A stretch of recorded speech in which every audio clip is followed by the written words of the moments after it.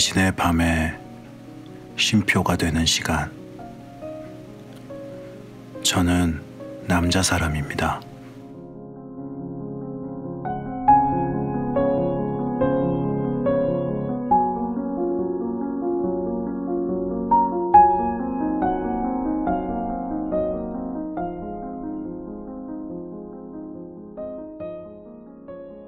안녕하세요. 며칠간의 가을비가 내리고 이제 가을 햇살이 따갑게 내리는 그런 오늘이었는데요. 이 햇살이 따갑지만 참 그렇게 날씨가 덥지는 않았던 것 같아요. 습하지가 않아서 아마 그랬던 것 같은데,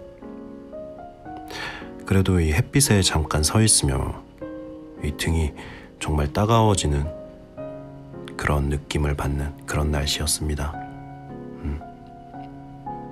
옛 속담에 봄 햇살에는 며느리를 내보내고 가을 햇살에는 딸을 내보낸다라는 그런 말이 있는데, 그만큼 봄과 가을에는 참 이 햇살이 따갑다라는 이야기일 겁니다. 물론 그 숨은 뜻은 이 시어머니의 어떠한 지혜 그런 이야기이긴 한데, 여튼 그만큼 두 계절 모두 다 햇살이 따갑다라는 거겠죠. 아마도 기온 때문에 그게 더 그렇게 느껴지지 않나 생각이 듭니다. 이런 날씨일수록 이 외출하실 때는 꼭 선크림을 챙겨 바르고 이렇게 외출을 하시는 게 좋을 것 같아요. 이 햇살이 참 이 자외선이라는 게 여러 가지로 좋지 않으니까요. 네. 오늘은 나의 장점, 자기 자신의 장점에 대해서 한번 이야기하면서 오프닝을 시작해볼까 하는데요. 자신의 장점, 한국 사람은 특히 이 자신의 장점을 찾는데 참 어려움이 있는 것 같아요. 뭔가 사회적인 분위기, 그리고 또 정서, 이런 것들이 자신의 장점 이런 것들을 이야기하기가 참 부끄럽기도 하고, 자칫 잘못하면은 건방져 보일 수도 있으니까요. 근데 전혀 그럴 필요가 없지 않나 라는 생각이 들었습니다. 이제 어떤 예능 프로그램에서 본 건데, 다른 어떠한 누군가의 이제 일을 잘하거나 이런 사람들의 그런 장점을 보면서 그 장점을 보고 배우려고 노력을 하는 경우가 많이 있잖아요. 그런데 그렇게 상대방의 장점을 배우고 노력하다 보면은 어느샌가 자신의 장점을 놓치는 경우가 있다라는 이야기를 하더라고요. 물론 상대방의 장점을 배우고 습득하는 것도 좋겠지만, 그러기 이전에 자신의 장점을 먼저 생각하면서 일을 하는 게 어떨까라는 생각을 해보게 됐어요. 여튼간 사람은 각자의 장점이 있고 또 각자의 어떠한 그런 매력이 있는 거니까, 그게 상대방 어떤 일을 잘하는 사람은 그게 좀 두드러지게 보이는 거고, 그리고 그러지 못하는 사람은 그게 두드러지게 보이지는 않지만 다른 아직 표현되지 않은 그런 것들이 있을 수 있지 않을까라는 생각을 해봤습니다. 결국 자기 자신을 잃어버리지 않는 게 제일 중요하지 않나라는 생각에 한번 오늘 나의 장점에 대해서 이야기를 해봤고요.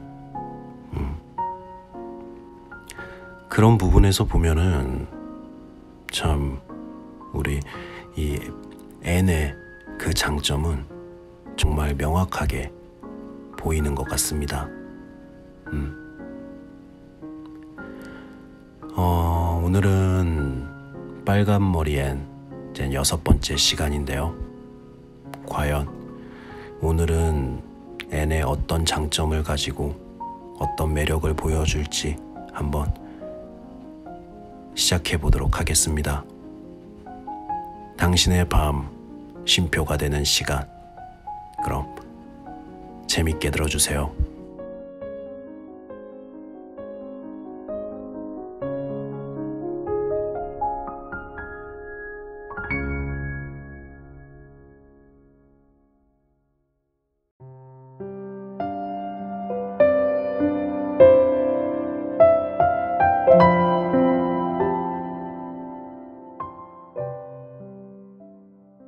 앤의 지난 이야기. 앤이 비밀 고백이라도 하듯 입을 열었다. 있죠. 전 즐거운 기분으로 가기로 결심했어요. 지금까지 마음만 굳게 먹으면 대개 무슨 일이든 즐길 수 있었거든요. 물론 마음을 단단히 먹어야 하지만요. 마차를 타고 가는 동안에는 고아원으로 돌아간다는 생각은 접어둘래요. 그냥 마차를 타고 간다는 생각만 할 거예요. 어머, 보세요. 벌써 들장미 한 송이가 피어 있네요. 정말 예쁘죠? 저 꽃은 장미라서 무척 기쁠 거예요. 장미들이 얘기를 할 수 있다면 얼마나 멋질까요? 분명 아름다운 얘기일 거예요.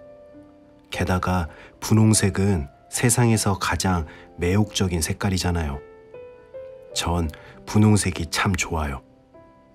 하지만 그런 옷을 입을 순 없어요. 머리카락색이 빨간 사람들은 분홍색을 입으면 안 돼요. 상상 속에서조차 말이에요. 혹시 어릴 땐 머리카락색이 빨갰는데 자라면서 다른 색깔로 바뀌었다는 이야기를 들어보신 적 있나요? 아니, 한 번도 없다. 그리고 그건 내 경우도 마찬가지일 것 같구나. 마릴라가 쌀쌀맞게 대꾸했다. 앤이 한숨을 쉬었다. 아, 희망 하나가 또 사라졌네요. 제 인생은 그야말로 희망이 묻힌 묘지예요. 이건 언젠가 책에서 읽은 구절인데요. 무언가에 실망할 때마다 되풀이해서 말하며 위안을 얻곤 해요. 그게 어떻게 위로가 된다는 건지 모르겠구나. 뭐랄까, 마치 제가 책 속의 주인공 된 것처럼 근사하고 낭만적으로 들리거든요. 전 낭만적인 것을 아주 좋아해요. 희망이 묻힌 묘지는 누구나 상상할 수 있을 만큼 낭만적인 말이잖아요. 안 그래요? 제가 그렇다는 게 오히려 기쁠 정도예요. 오늘도 반짝이는 호수를 지나가나요? 벨이 연못 쪽으로 가지 않는단다. 반짝이는 호수라는 게 그 연못을 두고 하는 소리라면 말이다. 우린 바닷가 길로 갈 거야. 앤이 꿈꾸듯이 말했다. 바닷가 길이라니 근사하게 들리네요. 이름처럼 그렇게 멋있을까요? 아주머니가 바닷가 길이라고 말씀하는 순간 아름다운 그림이 떠올랐어요.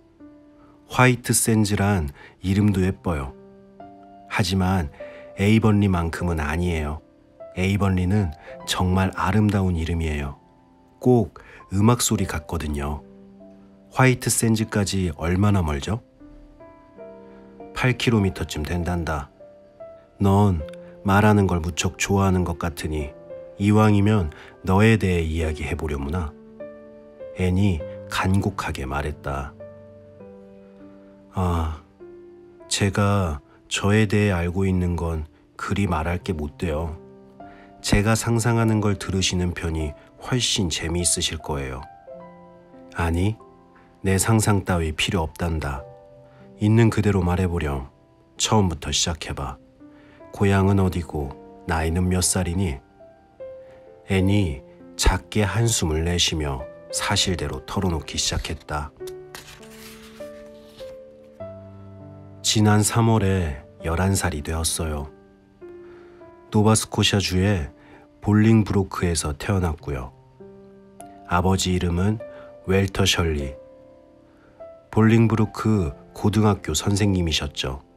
어머니 이름은 버서 셜리였고요. 웰터나 버서도 모두 멋진 이름이죠. 부모님 이름이 좋아서 정말 다행이에요. 만약 아버지 이름이 제데디어라면 정말 창피할 거예요. 안 그래요? 행실만 바르다면 이름은 그리 중요한 게 아니야. 앤에게 바람직하고 유익한 교훈을 가르쳐야 한다는 생각으로 마릴라가 말했다. 그럴까요? 전 잘 모르겠어요. 앤이 생각에 잠긴 얼굴로 말을 이었다. 언젠가 책에서 장미는 장미가 아닌 다른 이름이어도 향기가 좋을 거라는 글을 읽긴 했지만 전 그 말을 믿을 수가 없어요. 만약 장미가 엉겅퀴나 돼지풀 같은 이름이었다면 그렇게 예쁠 것 같지 않거든요. 아버지 이름이 제데디어라고 해도 여전히 좋은 분이긴 하셨겠지만 전 무척 괴로웠을 거예요. 아무튼 어머니도 고등학교 선생님이었는데 아버지와 결혼하신 뒤로는 그만두셨대요. 남편을 내조해야 했으니까요. 토마스 아주머니 말로는 두 분 다 세상 물정에 어두운 데다가 찢어지게 가난하셨대요. 부모님은 볼링브루크의 자그마한 노란 집에서 살림을 차리셨다고 해요. 전 그 집을 한 번도 보지 못했지만 상상은 수없이 많이 해봤어요. 거실 창문 위로 인동 동굴이 자라고 앞들엔 라일락이, 대문 바로 앞쪽엔 은방울꽃이 피어 있었을 거예요. 틀림없어요. 창문마다 모슬린 커튼이 쳐져 있었을 테고요. 모슬린 커튼은 집안 분위기를 살려주거든요. 제가 그 집에서 태어났어요. 토마스 아주머니는 저같이 못생긴 아기는 본 적이 없었대요. 어찌나 조그맣고 깡 말랐던지 눈밖에 보이지 않았다나요? 하지만 어머니는 제가 정말 예쁘다고 생각하셨대요. 청소하러 오시는 가난한 아주머니보다야 어머니 판단이 더 맞지 않겠어요? 그렇죠?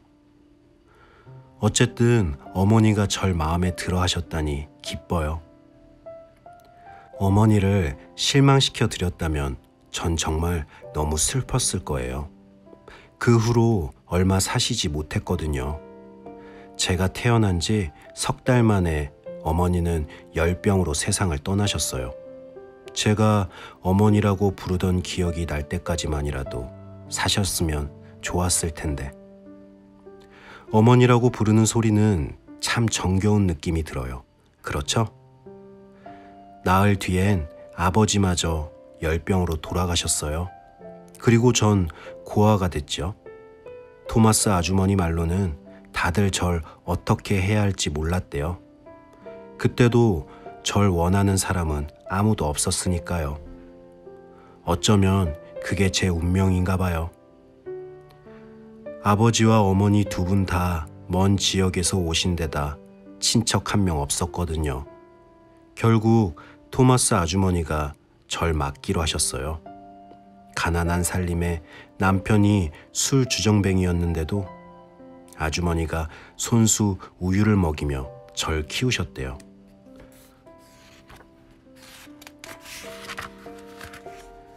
직접 보살핌을 받고 자란 아이는 다른 사람보다 더 착해야 한다고 생각하세요? 제가 잘못할 때마다 토마스 아주머니는 절 손수 키웠는데 어떻게 나쁜 아이가 될 수 있냐고 원망하듯 말씀하셨어요. 토마스 아주머니네는 볼링브루크에서 메르스빌로 이사하셨고 전 그 집에서 8살까지 살았어요. 아이들을 돌봐주면서요. 저보다 어린아이가 4명 있었는데 이것저것 챙길 게 아주 많았어요. 그러던 어느 날 토마스 아저씨가 기차에서 떨어져 돌아가셨어요. 토마스 아저씨의 어머니가 토마스 아주머니 식구들을 데려가겠다고 했지만 전 원하지 않았어요. 토마스 아주머니는 절 어찌해야 좋을지 몰랐대요. 그때 마침 강 위쪽에 사시는 해먼드 아주머니께서 제가 아이들을 잘 돌보는 걸 알고는 절 맡겠다고 하셨어요. 그래서 전 강 위쪽으로 올라가 잘려진 나무 밑동들로 가득한 좁은 개천지에서 해먼드 아주머니와 함께 살게 됐죠. 정말 너무도 쓸쓸한 곳이었어요. 상상력이 없었다면 결코 견뎌내지 못했을 거예요. 해먼드 아저씨는 작은 목재소에서 일하셨어요. 아주머니는 아이가 8이었는데 그 중에 쌍둥이가 3쌍이나 됐어요. 전 아이들이 적당히 있는 건 좋아하지만 연달아 쌍둥이 3쌍은 너무 많지 뭐예요. 마지막 쌍둥이가 태어났을 때 아주머니께 그렇게 단단히 말씀드렸어요. 아이들 돌보느라 항상 녹초가 되곤 했거든요. 그곳에서 해먼드 아주머니와 2년을 넘게 살았어요. 하지만 해먼드 아저씨가 돌아가시자 아주머니는 혼자서 살림을 꾸려나갈 힘이 없었어요. 그래서 아이들을 친척들에게 맡기고 미국으로 가버리셨죠. 저는 아무도 데려가지 않아서 호프턴에 있는 고아원으로 갈 수밖에 없었어요. 처음엔 고아원에서조차 아이들이 꽉 찼다며 받아주지 않았는데 어쩔 수 없이 맡아주셨죠. 스펜서 아주머니가 오실 때까지 거기서 넉 달을 살았어요. 앤이 이번엔 안도의 한숨을 내쉬며 말을 마쳤다. 외면당하며 살아온 지난 날을 얘기하기 싫었던 게 분명하다. 학교는 다닌 적 있니? 마릴라가 바닷가 길 쪽으로 말을 몰며 물었다. 얼마 다니지 못했어요. 토마스 아주머니 댁에서 살던 마지막 해에 잠시 다녔죠. 강 위쪽에서 살 때는 학교가 너무 멀어서 겨울엔 걸어 다닐 수가 없었고 여름엔 방학이라 봄과 가을에만 갈 수 있었어요. 물론 고아원에 있을 때는 계속 다녔고요. 저는 책도 꽤 잘 읽고 외우고 있는 시도 아주 많아요.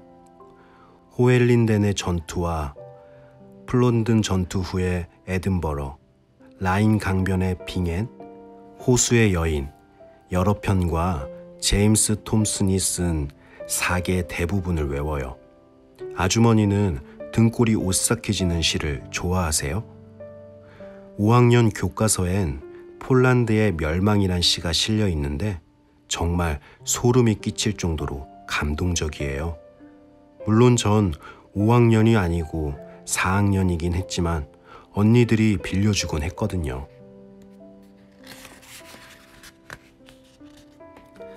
마릴라가 앤을 곁눈질하며 물었다. 토마스 아주머니나 해먼드 아주머니는 너에게 잘해주셨니? 아, 네. 앤이 머뭇거렸다. 감수성이 예민한 작은 얼굴이 갑자기 빨개지며 당황하는 기색이 역력했다. 네, 두 분 다 잘해주려고 하셨어요. 될 수 있는 대로 친절하고 다정하게 대해주시려 했다고 생각해요. 잘해주려는 마음이 있다면 항상 그렇게 되지 않더라도 상관없어요.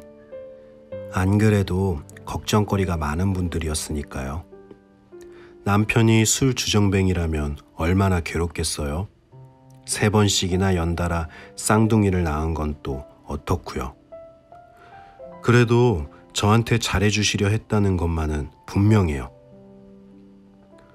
마릴라는 더 이상 묻지 않았다. 애는 입을 다문 채 바닷가 길을 황홀하게 바라보았고 마릴라는 깊은 생각에 잠긴 채 멍하니 말을 몰았다. 마릴라는 이 아이가 갑자기 가여워졌다. 얼마나 메마르고 정에 굶주린 삶을 살아왔을까. 고된 일과 가난 속에 무시당하면서 눈치 빠른 마릴라는 앤의 이야기에 담긴 진실을 충분히 읽을 수 있었다. 진짜 가정이 생긴다고 그토록 기뻐했던 것도 무리는 아니었다. 다시 고아원으로 돌아가야 한다니 정말 딱한 일이었다. 만약 매쉬의 알 수 없는 변덕을 받아들여 저 아이를 집에 둔다면 어떨까?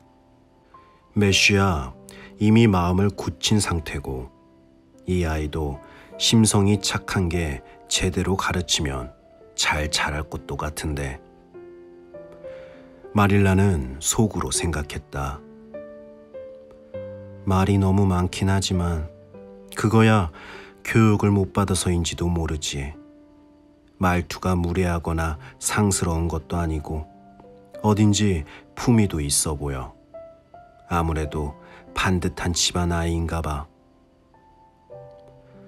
바닷가 길은 나무가 무성하고 황량하고 쓸쓸했다.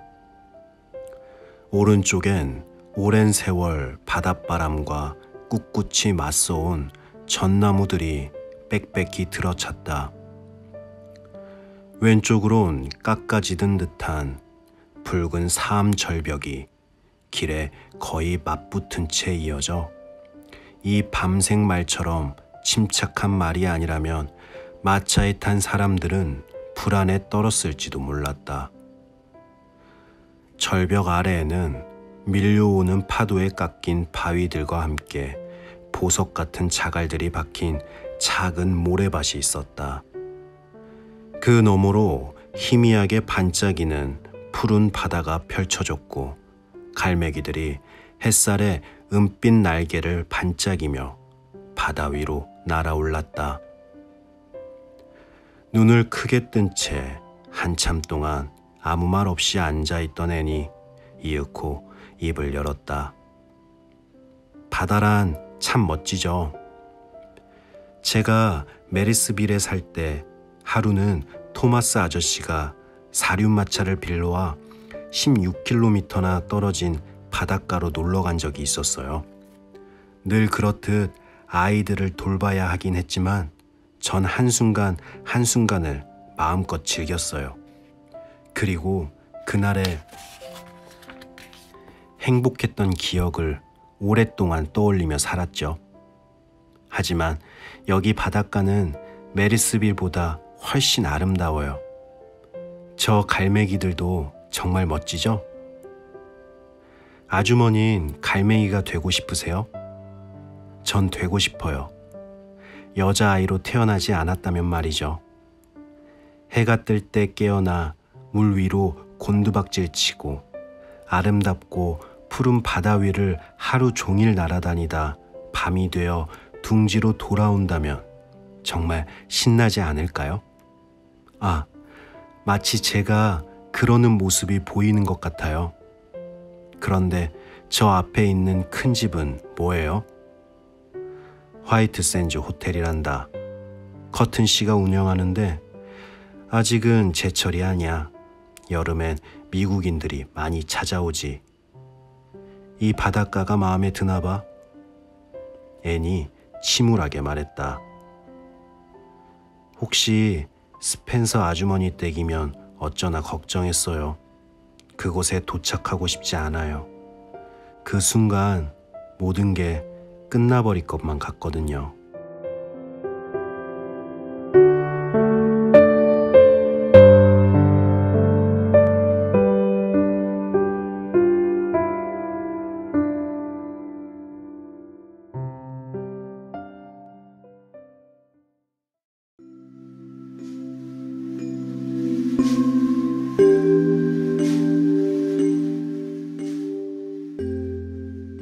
네.